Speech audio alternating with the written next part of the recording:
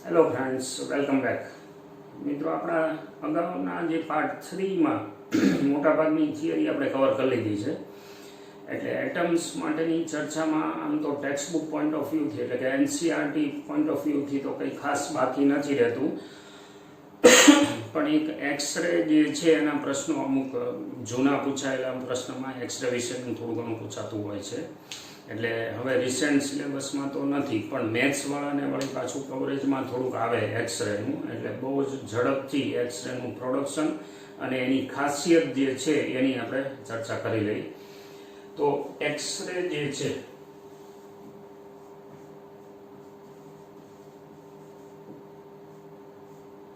રોન્ટજને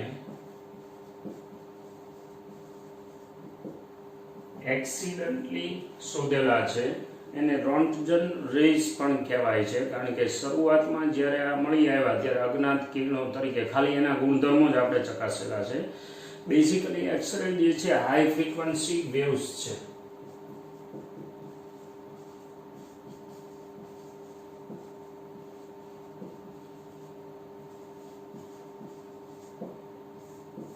જે એક્સરે છે એનું વર્ગીકરણ આપણે બે ટાઈપમાં કરેલું છે. એક છે hard one and another one is soft.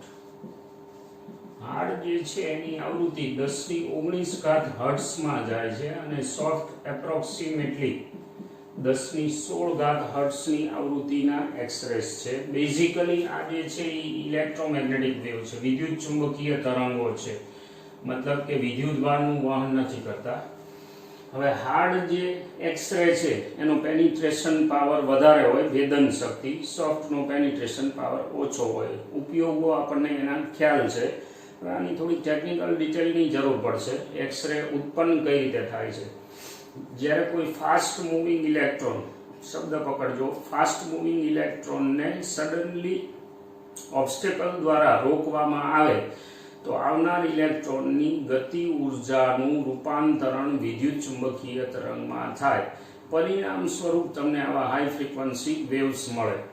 તો હવે એનું પ્રોડક્શન કઈ રીતે થાય છે એ સમજવા માટે એક સાદી રચના, કુલિજ ટ્યુબ છે, એના ઉપર આપણે ફોકસ કરી. એક શૂન્યાવકાશ કરેલી આવી પેટી છે, કાચની પેટી શૂન્યાવકાશ કરેલી.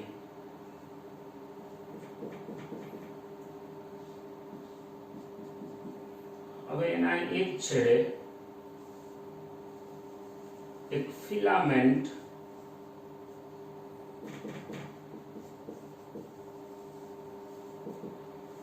જેમાંથી ઉષ્માજનિત ઉત્સર્જન દ્વારા ઇલેક્ટ્રોન મેળવવામાં આવે છે અહીંથી. આની સાથે એક હાઈ ટેન્શન જોડવામાં આવે છે.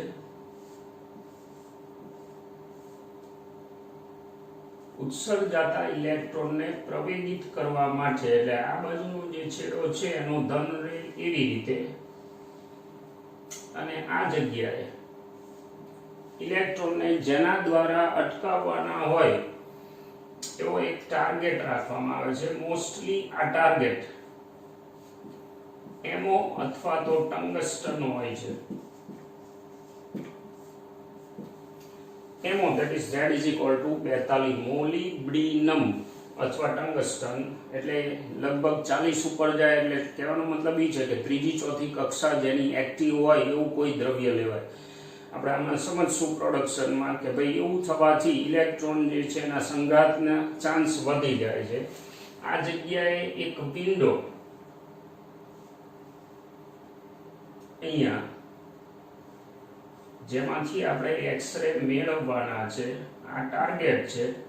હવે સ્વાભાવિક છે જે રીતનું જોડાણ છે એ જોડાણ ઉપરથી આને કેથોડ કહેવાય, જ્યાં ફિલામેન્ટ છે, પછી જ્યાં ટાર્ગેટ મૂકેલો છે એને એનોડ કહેવાય. હવે એક ધ્યાન રાખજો, આ રેખાકૃતિ છે, રેખાકૃતિ મતલબ કે આ સ્પષ્ટ જે કહેવાય કે ભાઈ ટ્યુબનો આપણે ફોટો નથી પાડ્યો. હવે આની પ્રક્રિયા સમજી લઈએ આપણે. અહીંથી ઉષ્માજનિત ઉત્સર્જન વડે ઇલેક્ટ્રોન પ્રવેગિત થાય. પ્રવેગિત થયા પછી તમે જે હાઈ ટેન્શન આપેલું છે એ હાઈ ટેન્શન સામાન્ય રીતે 25 થી 80 કિલો વોલ્ટ અથવા તો આપણે ફિગર અત્યારે બાંધી દઈએ 50 કિલો વોલ્ટ સુધીનું રિક્વાયરમેન્ટ ઉપર આધાર રાખે 50 કિલો વોલ્ટ સુધીનું હાઈ ટેન્શન આપેલું છે, જેનો પ્લસ છેડો આ બાજુ છે, એટલે ઇલેક્ટ્રોન છે એ અહીંથી ઉત્સર્જિત થઈ અને આ જે ક્ષેત્ર છે વચગાળામાં હાઈ ટેન્શનનું એમાં પ્રવેગિત થાય, મતલબ કે એની ઉર્જામાં વધારો થાય. ડેલ્ટા V એટલે અહીંયા તમે આપેલો પીડી, Q આપણો ઇલેક્ટ્રોન, એટલે એની ગતિ ઉર્જા છે એ આવી રીતે તમને મળશે, ઉત્સર્જાતા ઇલેક્ટ્રોનની ગતિ ઉર્જા. હવે આ ઇલેક્ટ્રોન સામે જે ટાર્ગેટ દ્રવ્ય રાખેલું છે એની સાથે અથડાય, હાઈ વોલ્ટેજમાં પ્રવેગિત થવાના કારણે આ ભેદન શક્તિવાળા ઇલેક્ટ્રોન થશે, મતલબ કે દ્રવ્યમાં એ અંદર સુધી ઘૂસી જાય. અંદર ગયા પછી માનો કે તમારી પાસે જે ટાર્ગેટ છે એનું એક હું અંદાજિત બંધારણ બતાવું તો આવું કંઈક છે. 3-4 કક્ષામાં ઇલેક્ટ્રોન જુદી જુદી રીતે ભ્રમણ કરે છે.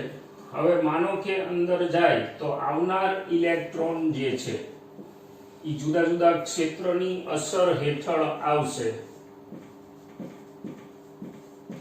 માનો કે અહીંયા જે ઇલેક્ટ્રોન ફરે છે એના ક્ષેત્રોની અસર હેઠળ આવશે, ચલિત થતા ક્ષેત્રોની અસર હેઠળ, મતલબ કે એની ગતિ જે છે એ સતત પ્રતિપ્રવેગી હશે.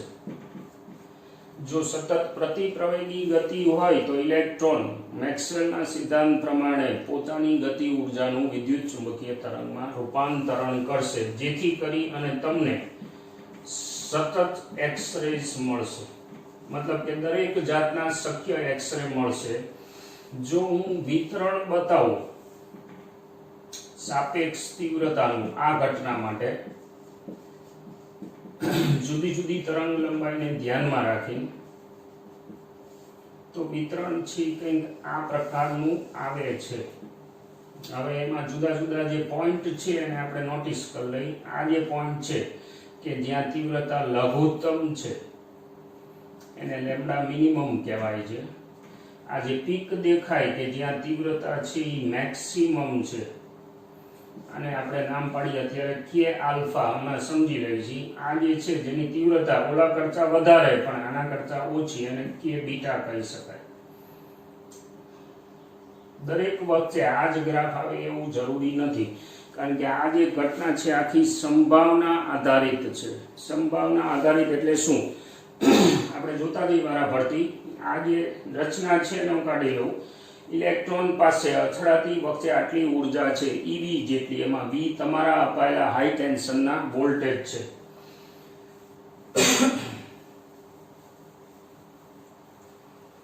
તો આ જે આખો ગ્રાફ આપણને દેખાય છે સળંગ, એ સતત એક્સ-રે થયા. નંબર 1 એક ટાઈપ. આ બધી જ તરંગ લંબાઈઓ તમને અંદરથી મળે, જેની રેન્જ હમણાં મેં લખેલી છે. આ રેન્જના તમને તરંગો મળે જનરલી 0.1 એંગસ્ટ્રોમ થી 100 એંગસ્ટ્રોમ સુધીના જુદા જુદા ઘણા જ એક્સ-રે તમને આમાંથી મળશે સતત રીતે. હવે વારાફરતી સમજીએ તો આ જે છે લેમ્ડા મિનિમમ એ શું? માનો કે આવનાર ઇલેક્ટ્રોન, અહીંયાનો કોઈ ઇલેક્ટ્રોન જે છે અહીંથી માનો કે આ રીતની પોઝિશન છે, આ કેન્દ્રમાં ઇલેક્ટ્રોન ફરે છે. હવે જો આવનાર ઇલેક્ટ્રોન પહેલા જ ધડાકે, મતલબ કે એન્ટ્રી લેતી વખતે જ કોઈ પણ એક ઇલેક્ટ્રોન સાથે હેડ ઓન કોલિઝન કરે, મતલબ કે 180 ડિગ્રીએ જો અથડાય, સંભાવના છે કારણ કે બીજી ત્રીજી કક્ષા એક્ટિવ હોય એટલે સ્વાભાવિક છે કે ઇલેક્ટ્રોન આંઠડા નવડા કરતા હશે. તો બાય ચાન્સ એકાદો ઇલેક્ટ્રોન આમથી આવે, એક ઇલેક્ટ્રોન આમથી આવે, 180 ડિગ્રીનું જો સેટિંગ થઈ જાય તો આવનારની સંપૂર્ણ ઉર્જા આ જો તો આવનારની સંપૂર્ણ ઉર્જા છે એનું વિદ્યુત ચુંબકીય તરંગમાં રૂપાંતરણ થાય. એવી વખતે ઉત્સર્જાતો ફોટોન આવનારની ઉર્જા જેટલો હોય, હમણાં જ આપણે વાત કરી, એટલે HF બરાબર EV થાય.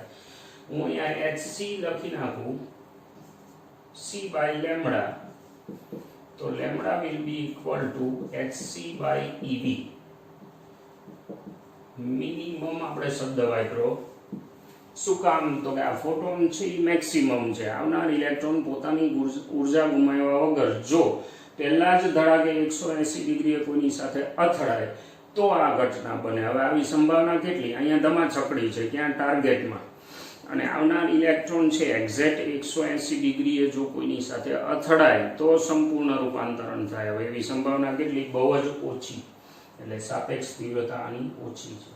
પણ એની સામે ફોટોન જે છે એ મેક્સિમમ તમને મળે છે અને તરંગ લંબાઈ છે એ મિનિમમ મળે છે. એટલે આ ખાસ જાતનો એક્સરે થયો. હવે આની વાત કરીએ કે આલ્ફા શું છે. માનો કે આ કેન્દ્ર છે, પહેલી કક્ષા, બીજી કક્ષા, ત્રીજી, કદાચ આગળ હોઈ શકે. હું પીડીએફ ઓરિએન્ટેશન નથી બતાવતો. હવે આમાં શું બનશે? આવનાર ઇલેક્ટ્રોન જે છે વચ્ચે ક્યાંય પણ કોઈ સાથે સંઘાત કે અથડામણ અનુભવ્યા વગર જો અહીં સુધી પહોંચી જાય, જો આપણે અહીંયા શબ્દ વાપરશું જો, તો અંદરની કક્ષાના ઇલેક્ટ્રોન સાથે અથડાય અને જો એને ઉડાડી દે, મતલબ કે પહેલી કક્ષાના ઇલેક્ટ્રોન સાથે આવનાર ઇલેક્ટ્રોન સંઘાત અનુભવી અને જો એને ઉડાડી દે તો હવે છેક અંદરની કક્ષામાં જગ્યા ખાલી થઈ. એટલે આવું કહેવાય કે આખરે મધ અને મધમાખી વગરનું. એટલે સીધી વાત છે કે અહીંયા ટપાટપી ચાલુ થાય. મતલબ કે ઉપરનો જે ઇલેક્ટ્રોન છે કયો? બીજી કક્ષાનો, એ ઇલેક્ટ્રોન પહેલી કક્ષામાં પડે. ધેટ ઇઝ યોર કે આલ્ફા. જો આવનાર ઇલેક્ટ્રોન ઉર્જા ગુમાવ્યા વગર છેક અંદર સુધી પહોંચી અને અંદરની કક્ષાના ઇલેક્ટ્રોનને ઉડાડે તો હવે એ જે જગ્યા ખાલી પડી એમાં બીજી કક્ષામાંથી પહેલી કક્ષામાં ઇલેક્ટ્રોન પડે. જો એવું થાય તો જે તરંગ લંબાઈ ઉત્સર્જાય એને કે આલ્ફા કહેવાય. માનો કે આ જે ઇલેક્ટ્રોન છે એ ભૂલથાપ ખાઈ જાય છે અને બાય ચાન્સ બીજી કક્ષાનો ઇલેક્ટ્રોન છે એ ત્રીજી કક્ષાનો ઇલેક્ટ્રોન પહેલી કક્ષામાં પડે તો હવે તમને મળશે કે બીટા એન્ડ એટસેટ્રા. હવે તમે જુઓ આની સંભાવના મેક્સિમમ છે કારણ કે ઘણા બધા ઇલેક્ટ્રોન ચકડી ભમેડી કરે છે. આવનાર ઇલેક્ટ્રોન જે છે ઘણા બધા છે તો ઘણા ઇલેક્ટ્રોન છે અંદર પહોંચવા સક્ષમ જશે અને અંદરના ઇલેક્ટ્રોનને ઉડાડશે. હવે જો એવું બને તો આ ટપાટપી ચાલુ થાય. એમાં ચોક્કસ તરંગ લંબાઈનો જ તમને ફોટોન મળશે. એને કહેવાય લાક્ષણિક એક્સરે, કેરેક્ટરિસ્ટિક. લાક્ષણિક એક્સરે ખાસ જાતના કયા? આ કે આલ્ફા, કે બીટા વગેરે. પણ એ શરત સાથે છે કે જો એવું બને તો. હવે માનો કે આ આખો પ્રયોગ સેમ કન્ડિશનમાં તમે એ જ વાતાવરણમાં રેડી 1 2 3 કરી અને રિપીટ કરો તો આ આલેખ ટ્રેસ ન થાય. આ ધ્યાનમાં રાખવાનું. ટ્રેસ ન થાય એનો મતલબ શું? આંકડા સેમ ટુ સેમ ન આવે પહેલા જેવા. સાપેક્ષ તીવ્રતા મળે. મતલબ કે જે મોટામાં મોટો ફોટોન હશે એની તીવ્રતા ઓછામાં ઓછી હશે. જે કે આલ્ફા હશે એની તીવ્રતા મેક્સિમમ હશે. અહીંયા હું એક ઉલ્લેખ કરી દઉં. આ સંક્રાંતિને આપણે નામ શું પાડશું? બીજામાંથી પહેલામાં પડે છે. ક્યારે? આ ઇલેક્ટ્રોન પહેલી કક્ષાનો ઉડી ગયા પછી બીજામાંથી પહેલામાં ઇલેક્ટ્રોન પડે છે તો આને આપણે સંક્રાંતિ કઈ કહેશું? લાયમન? ના. કારણ કે તમે જે નામ શીખેલા છો કયા ખાસ ધ્યાન રાખજો. લાયમન, બાર્મર, પાસ્ચન, બ્રેકેટ, ફન વગેરે વગેરે જે કંઈ છે એ ફક્ત અને ફક્ત હાઇડ્રોજનને જ લાગુ પડે. તો હવે આ જે છે એ શું છે? કેમેસ્ટ્રીમાં આપણે ભણ્યા પહેલી કક્ષા જે છે મેની ઇલેક્ટ્રોન સિસ્ટમ માટે એને કે સેલ કહેવાય, આને એલ કહેવાય, આને એમ કહેવાય. તો આપણું કે આલ્ફા એટલે વોટ? બીજી કક્ષામાંથી પહેલામાં પડે એટલે એને કે આલ્ફા કહેવાય. કે બીટા કોણ? ત્રીજી કક્ષામાંથી પહેલામાં પડે તો પછી એલ આલ્ફા કોણ? એલ આલ્ફા એટલે કક્ષા છે એ કઈ? એલ, ધેટ ઇઝ બીજું. એટલે બીજી સેલમાં તો આ જે સંક્રાંતિ આવે એને એલ આલ્ફા કહેવાય એન્ડ એટસેટ્રા. આ રીતે ચાલે. પણ ભૂલે ચૂકે આને તમારે બામણ શ્રેણી કહેવાનું નથી. આ ખાસ ધ્યાન રાખજો. ઓકે. હવે આનું એક સૂત્ર આપણે તારવવાનું છે. એક સૂત્ર તમારે આ યાદ રાખવાનું છે. એક્સરે ના પર્પઝમાં આપણે કે આલ્ફા માટે સૂત્ર તારવીએ છે શું? બીજી કક્ષામાંથી લાક્ષણિક એક્સરે કહેવાય અને બીજી કક્ષામાંથી પહેલી કક્ષામાં જો ઇલેક્ટ્રોન જમ્પ મારે તો જે તમને ફોટોન મળે એને આપણે કે આલ્ફા કીધેલું છે. હવે ઉર્જાનું સૂત્ર nમી કક્ષામાં જે છે એ આપણે લગાડીએ અહીંયા.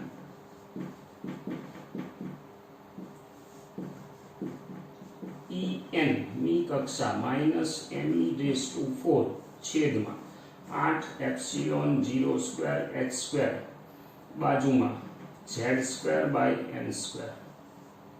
બરોબર ને? આ સૂત્ર લાગે અહીંયા? ન લાગે. શું કામ ન લાગે? આ શેના માટે છે? ભલે બોહર મોડેલનું આપણે અગાઉના લેક્ચરમાં ચર્ચા કરેલી છે, બોહર મોડેલ છે, but it is applicable only to single electron system. મતલબ કે જાજા ઇલેક્ટ્રોન હોય ત્યારે બોહર દાદા સાચા નથી. કારણ કે આપણે શું કરેલું છે, ફક્ત અને ફક્ત એક જ ઇલેક્ટ્રોન અને એના ઉપર લાગતું સિંગ્યુલર બળ ધ્યાનમાં લીધું છે. સિંગ્યુલર બળ એટલે શું? કેન્દ્ર દ્વારા ઇલેક્ટ્રોન પર લાગતું આકર્ષી બળ. હવે હકીકતમાં જ્યારે મેની ઇલેક્ટ્રોન સિસ્ટમ હોય, ફોર એક્ઝામ્પલ માનો કે આ કેન્દ્ર ફરતા ઇલેક્ટ્રોન, હવે તમે જે ઇલેક્ટ્રોન ધ્યાનમાં લો છો કયો બીજામાંથી પહેલામાં પડે છે. હવે આ ઇલેક્ટ્રોન ઉપર આપણે ફોકસ કરી તો આના ઉપર એક કેન્દ્રનું આકર્ષી બળ તો લાગશે. પછી આ પહેલી કક્ષામાં જે બે ઇલેક્ટ્રોન ફરતા હશે એનું અપાકર્ષી લાગશે, વત્તા એની પોતાની કક્ષામાં બીજા જે 7 ફરતા હશે, કારણ કે બીજી કક્ષામાં ટોટલ કેટલા ફરતા હોય? 8 ઇલેક્ટ્રોન. તો બીજી કક્ષામાં જે 7 ઇલેક્ટ્રોન હશે એ બધાના અપાકર્ષી બળ લાગશે. પાછા એ બધા બળ કેવા હશે? ચલ બળ હોય. તો હવે મારે શું કરવું પડે? આના ઉપર પરિણામી બળ ગોતવું પડે. જો એ બળ પરિણામી ગોતી તો એવું કહેવાય કે ન્યુક્લિયસ ઉપરનો જે બધો વિદ્યુતભાર હતો, માનો કે 25 Z હોય, આનો Z બરાબર 25, તો 25 ધનભાર આમાં પડ્યા છે. એ 25 ધનભારનું આના ઉપર આકર્ષી બળ અસરકારક ન હોય, થોડુંક નબળું પડે, તો એ જે અસર છે એને સ્ક્રીનિંગ કહેવાય. મેની ઇલેક્ટ્રોન સિસ્ટમમાં, વાક્ય ધ્યાનમાં રાખજો, મેની ઇલેક્ટ્રોન સિસ્ટમમાં આપણે ધ્યાનમાં લીધેલ ઇલેક્ટ્રોન કેન્દ્ર પરનો બધો જ વિદ્યુતભાર, કયો? ધન વિદ્યુતભાર છે, અનુભવી ન શકે. મતલબ કે કેન્દ્ર પરના ધનભારનું સ્ક્રીનિંગ થાય, મતલબ કે એની અસર ઘટે. કેટલી ઘટે એ આપણું ટેન્શન નથી અત્યારે, કવરેજ 12 કહેવાય. તો એવે વખતે સ્ક્રીનિંગના કારણે મેની ઇલેક્ટ્રોન સિસ્ટમમાં અસરકારક પરમાણુ ક્રમાંક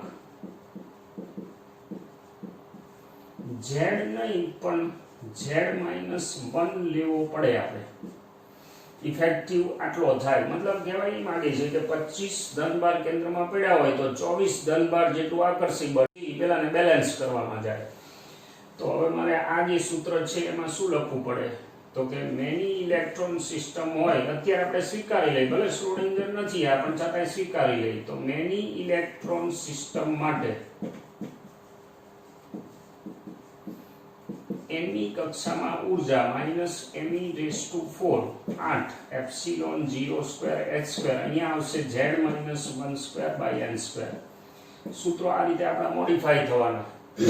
જો સૂત્ર મોડિફાઈ થાય તો પછી અહીંયા હું શું લખી શકું? 1/λ = r. પેલા આપણે શું લખતા હતા? z². હવે શું લખશું? z-1² 1/m² - 1/h². અથવા તો યુ કેન ડિરાઇવ, આમાંથી તમે આંકડા નાખી દો, ei - ek કરી નાખો, અને i અને k કરી નાખો, અને પછી સાદુરૂપ આપો એટલે તમને તરંગ લંબાઈનું સૂત્ર આ મળે. અથવા c બરાબર f લેમ્ડા છે આપણી પાસે, તો 1/λ = લેમ્ડાને આ બાજુ લાવી f/c કહેવાય. મતલબ કે આવૃત્તિ બરાબર શું થાય? 1/λ ની જગ્યાએ f/c લખી છે, એટલે અહીંનો c હું આ બાજુ લઈ આવું, એટલે rc z-1² 1/m² 1/n². Okay, આ આવૃત્તિ આવે.